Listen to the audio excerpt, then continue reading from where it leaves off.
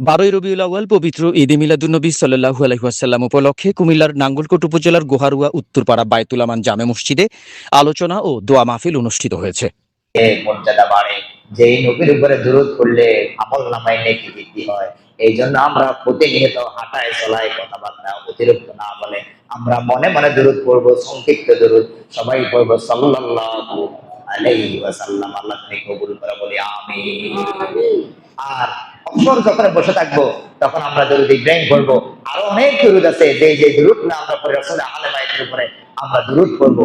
আল্লাহ তুমি আমাদেরকে বেশি বেশি রাসূলের উপরে দুরূদ পড়ার জন্য কবুল করে বলি আমিন। 26 আগস্ট অনুষ্ঠিত এই আয়োজনে সংক্ষিপ্ত আলোচনা করেন মাওলানা তোফাজ্জল হোসেন।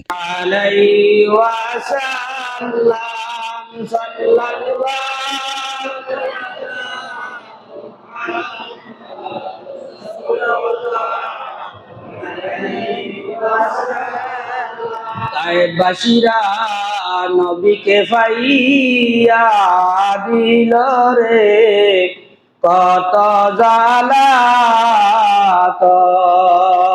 এ সময় আরো উপস্থিত ছিলেন মাওলানা কামাল হোসেন, কাজী জাকির আহমেদ, মোহাম্মদ ইসলাম ভূঁইয়া, সাদেক ভূঁইয়া সহ স্থানীয় গণ্যমান্য ব্যক্তি ও বিপুল সংখ্যক মুসল্লি।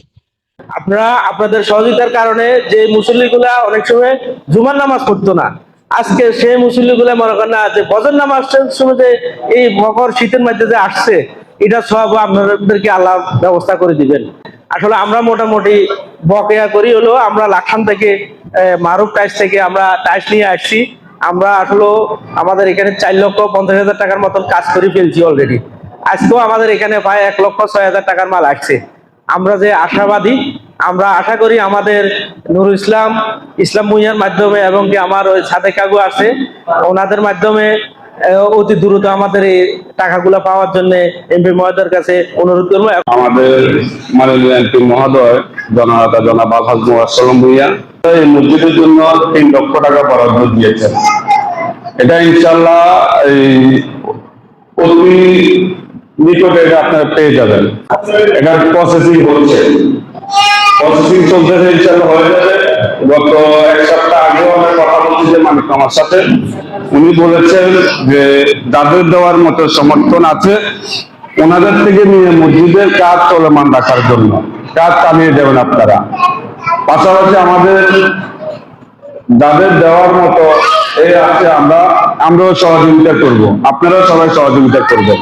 আলোচনা শেষে দেশ, জাতি ও মুসলিম উম্মার শান্তি, সমৃদ্ধি ও কল্যাণ কামনা করে বিশেষ দোয়া ও মুনাজাত করা হয়। আল্লাহ প্রত্যেকের কবরে মুনাজাতের হাদিয়া পৌঁছিয়ে দাও।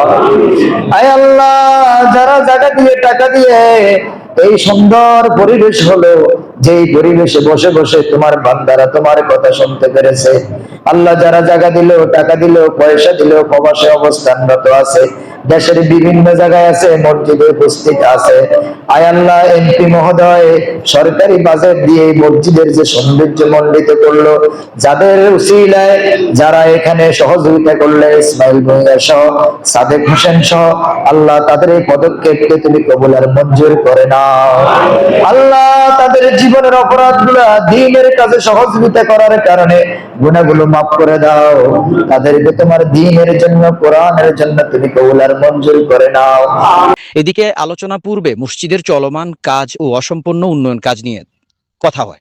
স্থানীয় মুসল্লিরা জানান, মসজিদটিতে নিয়মিত বিপুল সংখ্যক মুসল্লি নামাজ আদায় করেন, তবে এখনো একটি বাথরুম ও 2টি প্রস্রাবখানা নির্মাণ কাজ সহ বাইরের অংশে টাইলস স্থাপন সহ বেশ কিছু কাজ বাকি রয়েছে।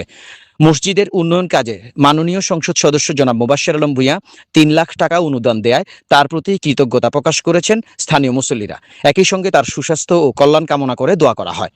বাকি উন্নয়ন কাজ সম্পন্ন করতে দেশ বিদেশে অবস্থানরত ধর্মপ্রাণ মুসল্লিদের কাছেও আর্থিক সহযোগিতার আহ্বান জানান স্থানীয় মুসল্লিরা।